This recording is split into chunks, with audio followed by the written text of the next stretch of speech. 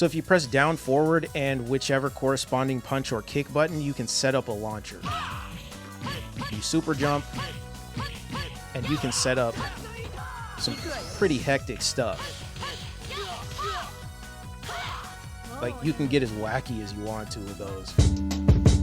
Okay, turn it off. That's all we can afford. What's going on, you guys? Steve here, and today I'm going to show off some of the core mechanics in one of my favorite video games, Project Justice. This game is actually available in the new Capcom Fighting Collection, but I'm going to be playing this on original hardware with my Sega Dreamcast. This is my modded arcade stick, and I made a video breaking down how I made this and how you can make this as well. So yeah, I'll link that one, I guess. Project Justice is a 3D fighting game that was released by Capcom for the Sega Naomi hardware, and it eventually got ported to the Sega Dreamcast. For well over 20 years, this was a hidden gem, and it was stuck on the Sega Dreamcast until recently when it released on the Capcom Fighting Game Collection. It's a very tropey Japanese game. It has a bunch of anime cliches. It actually plays out like an anime. It has a story mode with different story teams, and they all have their own animations and dialogue. The reason I want to show off this game is because it's a very combo heavy game, so if you're into chaining different combos, custom combos in A Groove, CVS2, or something like that, I think you'll really enjoy this game if you don't already know about it. This game is really interesting to me because it's basically a greatest hits of a bunch of fighting game mechanics from that era. It has your basic quarter circle supers like Street Fighter 2. It has team supers like MVC. It has a guard, cancel, and parry system that kind of fuses Alpha 3 and CVS 2. It has running like KOF, sidestepping and running attacks like Tekken, super jumping like MVC, safe fall like Alpha 3, story teams like KOF, and the game has launchers and air combos like MVC. Those are going to be very essential if you want to play this game right. So yeah, in this video I basically want to show these off. It's going to be kind of a survival guide tutorial, I guess. I just think this game is really cool and I want to share what I know. We can go into training mode.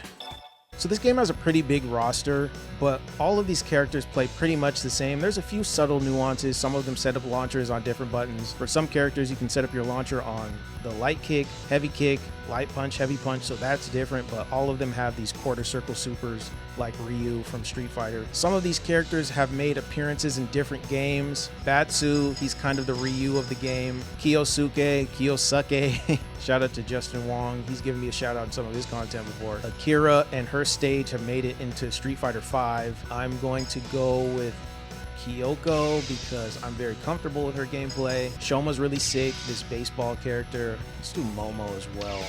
What's interesting about this game as well is that when you pick different characters, you get different assist supers. Depending on these extra partners that you add to the side, your partner A and B, you can get different tag supers. Okay, awesome. So I guess we can just go down the list here. Let me change this. I want to make sure this guy is just standing still so I can do some of these, but I'm going to need him to move and attack for a few. So it is a 4-button game, so you have your light punch, heavy punch, light kick, and heavy kick.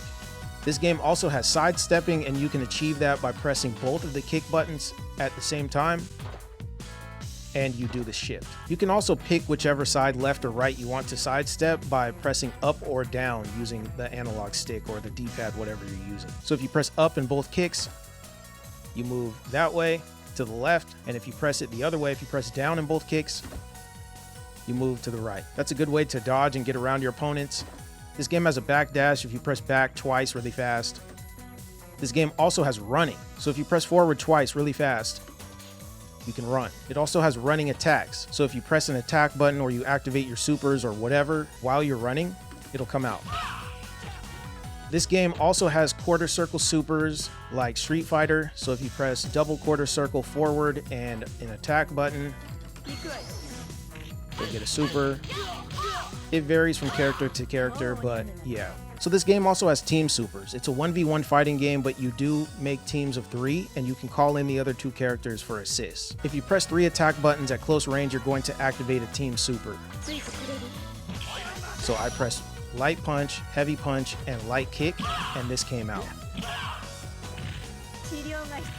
And these supers vary depending on which other characters you pick for your team. This game also has super jumping, just like Marvel vs. Capcom. So if you press down and up really fast, you can jump super high. The game also has safe fall. So if you press 2 attack buttons while you're falling, you can actually catch yourself, but that is kind of risky because you can just set yourself up to get launched again and chained in more combos. Let's get to the real meat and potatoes. So this game does have launchers and air combos. This is why I enjoy this game.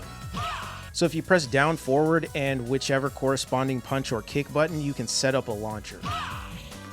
You super jump, and you can set up some pretty hectic stuff. Like, you can get as wacky as you want to with those. Some characters have supers in the air. I don't believe she does. Doesn't seem to be coming out. Yeah, doesn't seem like she does. But you can catch them before they hit the ground. What's interesting about the team supers is you press 3 attack buttons at the same time, and that's a mechanic from Tech Romancer, another hidden gem for the Sega Dreamcast. So you can actually block, counter, and Uno reverse any attack in the game. 75 years later. Nope. There it is. Yep. It's a pretty forgiving window too. As long as you're guarding within that animation of the attack, and then you press an attack button, I'm just pressing a basic kick, and it's coming out. See? It's a very forgiving window too. Any time in that animation, you can guard. Those are the core mechanics of Project Justice. I really enjoy this game. It's very fun. It's very cool because you can get really creative with your combos. And if you're into custom combos or something like A-Groove, something like V-ism from Alpha 3, you're going to enjoy this game because you can pair up pretty much every attack in this game. They all connect.